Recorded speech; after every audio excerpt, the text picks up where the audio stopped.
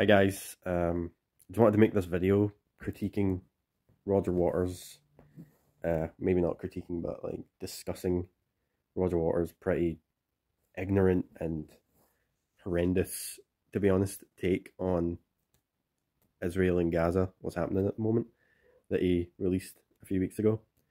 I probably should have released this earlier, but, you know, I just got the idea quite recently to make this video, so this was obviously after the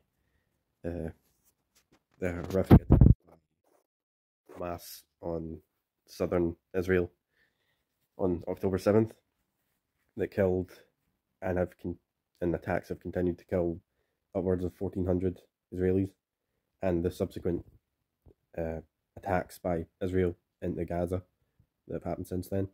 This was uploaded about a week later, so there's my cat. About Friday.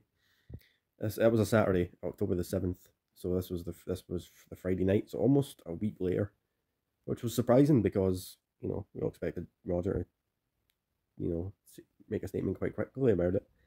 But his Dark Side of the Moon Redux had just come out, so I think he was waiting for the album to, you know, do the rounds, and didn't want to say anything too controversial before the album came out in the first week of the sales and stuff. So let's see what he has to say. Good evening. This is what I wrote 2 days ago on the 11th. I'm going to read it out to you. It's just called Gaza, 11th of October, 2023. My heart is heavy. I'm angry and sad. So already he calls the page Gaza, or the letter Gaza, which should give an indicator that, you know, the Remy Music Festival or the attacks on Kfar Aza, sorry if I'm mispronouncing those Israeli names, they're kind of low on his radar. They don't really matter. It's just about Gaza. So, unsurprisingly, it's just about Gaza. And there's my cat again. So, it's really unsurprising, and that shows where he's going with this, basically. I've been banging this drum for nearly 20 years. My message is simple. All these years, it's felt to me almost as if we're deaf to Mother Nature's calls for equal human rights for all our brothers and sisters. Equal human rights being the only antidote to war. So Roger says here that he's been going on about equal human rights and how it's the only antidote to war for years. That's not really true, because does Egypt have equal rights? Of course not. It's not one of the worst Sharia states by any measure, but compared to, say, Saudi Arabia or Iran or Yemen, but certainly wouldn't say they're equal rights for Jews there, but they have peace with Israel.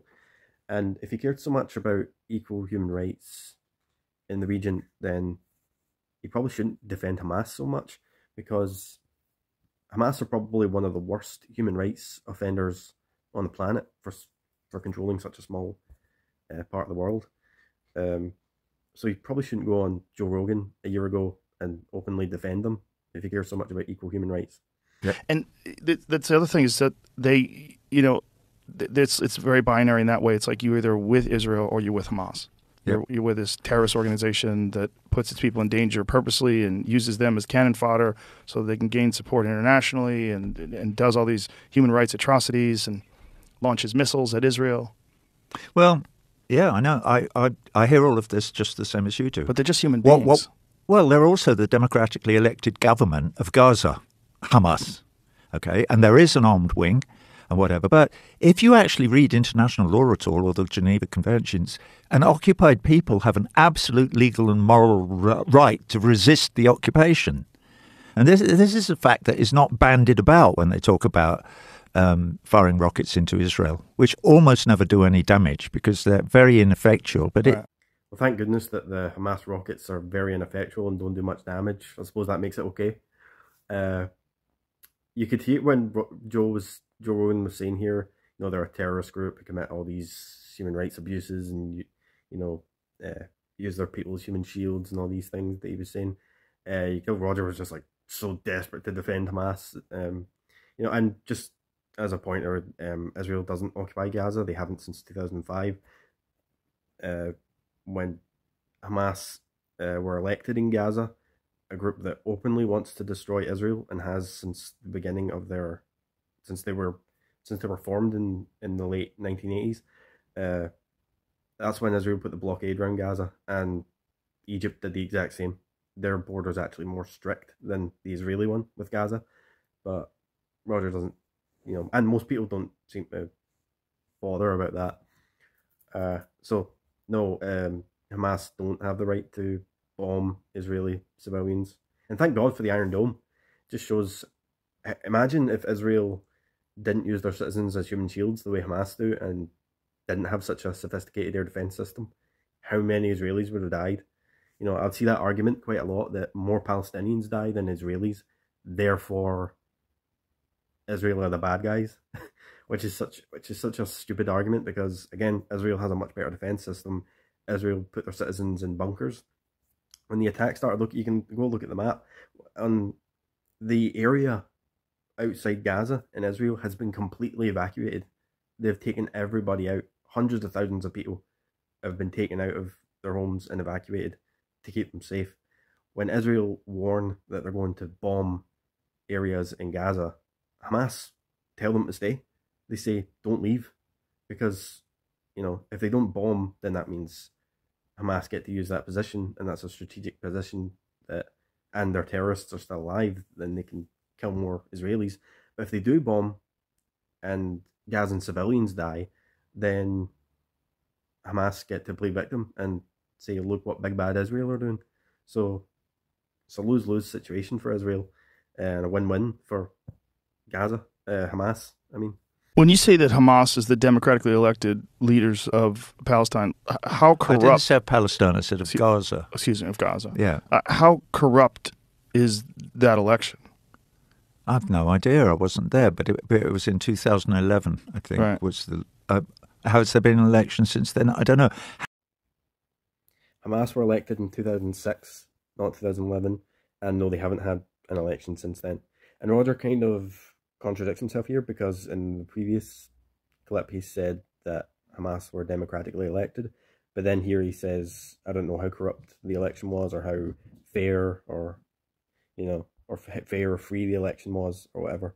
So he kind of contradicts himself here. If he's saying it was democratically elected, then when Joe says how fair and free was that election, he should say, oh, it was totally free, it was totally democratic. So contradicts himself a bit there. And it's funny because that when he talks about Hamas corruption and things like that, he's like, oh, I don't really know, I wasn't there, but when he talks about other things when he wasn't there, suddenly he's an expert. Last Saturday, we listened to allegations of war crimes. I condemn them unreservedly. So this is probably the most telling clip in the entire video, when he gives 6 seconds of lip service to condemning Hamas. And a lot of people seem to miss this, but this was probably the most significant part of the entire video, because he says he wrote this on the 11th, so this was 4 days later, after the attacks. And he refers to them as alleged war crimes, which means that there's no evidence that they happened. Which, if, anyone who cares about Jews, or anyone who's been murdered, or any war crimes, should be really offended by that, because after days of video evidence, photo evidence, first-hand accounts, not just news but independent media, Hamas openly admitting to it, Hamas terrorists filming it and posting it online, their horrific crimes that they committed on the 7th of October, and the kidnappings and all these other things, Roger Waters refers to them as alleged. That there's no evidence that they even happened. a lot of people seem to totally miss this because it's such a short clip, but this to me was one of the most horrific and disgusting things I've heard about the whole conflict and the whole situation, because he has previous for this.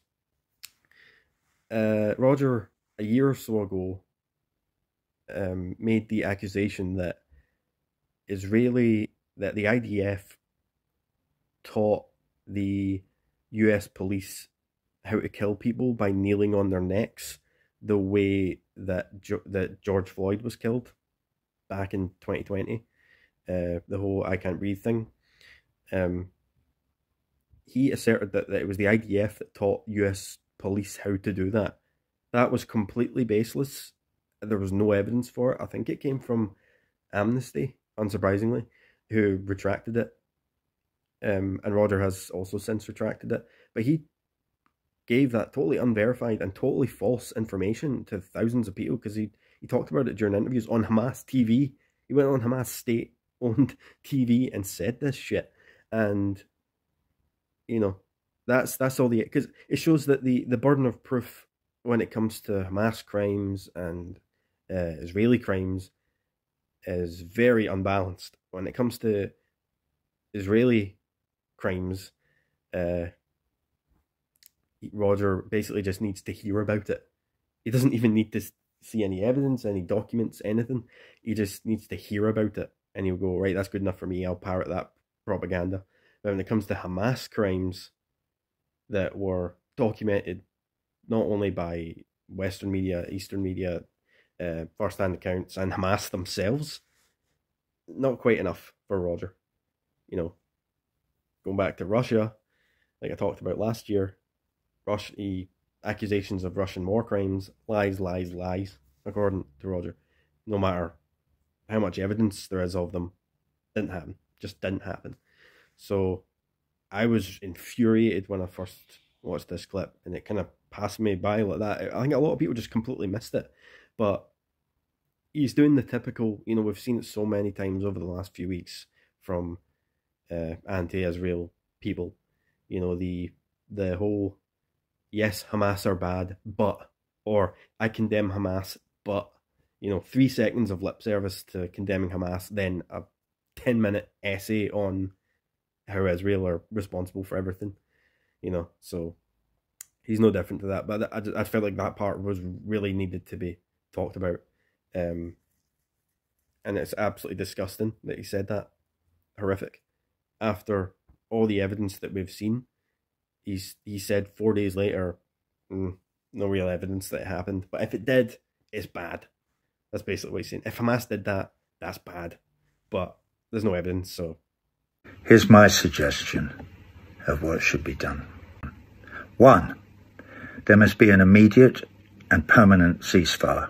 No more killing by anyone, Hamas and the IDF included.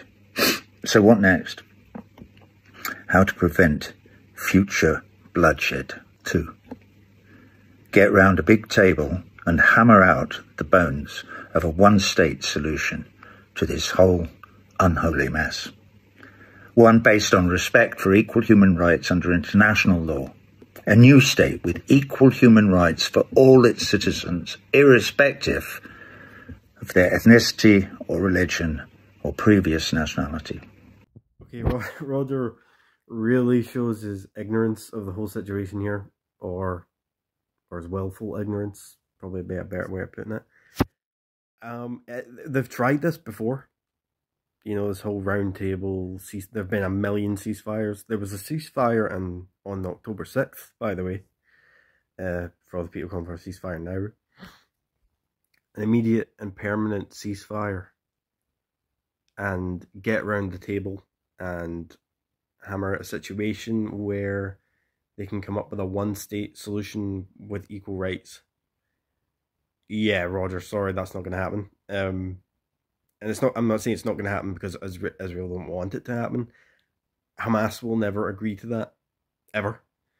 Can you imagine Hamas, an openly jihadist terrorist group who want to murder every Jew on the planet, come completely destroy Israel. Yeah, let's sit around a table and create a new state where not only do Jews and Arabs and Muslims and everybody else have equal rights, but LGBT people, and it will be democratic as well. So it will be the only democracy in the Middle East, because there's no other democracies surrounding Israel at the moment. So yeah, how is this going to happen? People keep saying, I've heard this before, this argument that they need to come together and create a one state. How is this going to happen? Explain to me how.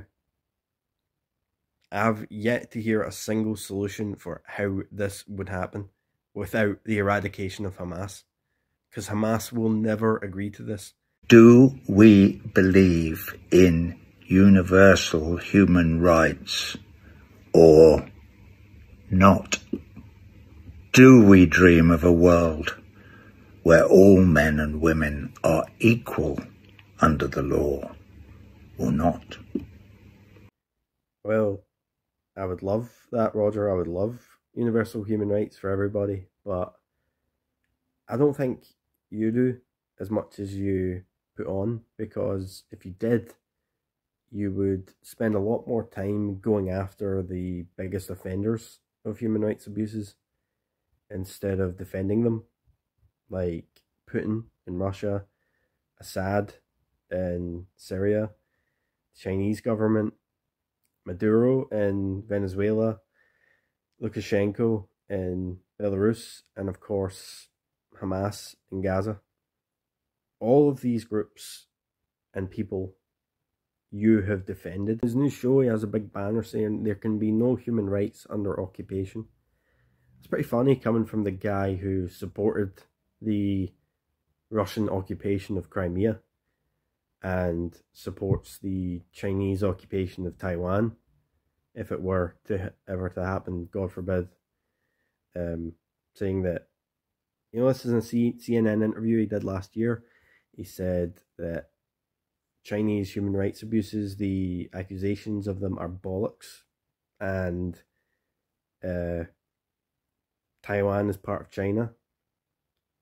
They have, so basically denying their right to democracy and freedom that the vast majority of Taiwanese people want. The vast majority of Taiwanese people want to remain independent from Chinese rule. Obviously, the Golan Heights are not part of any of this.